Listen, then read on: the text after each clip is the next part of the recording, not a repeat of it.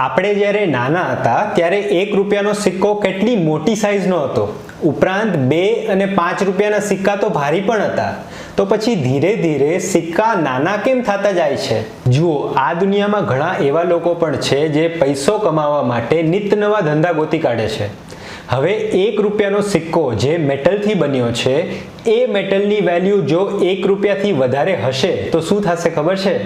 લોકો સિક્કો પીગળાવીને મેટલ વેચવા લાગશે. એટલે હંમેશા આરબીઆઈ અથવા કે સરકારને ધ્યાન રાખવું પડે કે જો 5 રૂપિયાનો સિક્કો હોય તો એમાં 5 રૂપિયાથી ઓછાનું મેટલ વપરાવવું જોઈએ. નહીતર લોકો 5 રૂપિયાનો સિક્કો મેલ્ટ કરીને 6 થી 7 રૂપિયામાં વેચવા લાગશે અને આમ ધીરે ધીરે સિક્કા ઓછા થતા જશે. આથી મજબૂરીમાં સરકારને સિક્કા નાના કરતા જવા પડે છે અને એક સમય પછી બંધ કરી દેવા પડે છે. મારું નામ છે એશિયન અને હું તમને મળીશ બીજા વિડીયોમાં. નમસ્કાર.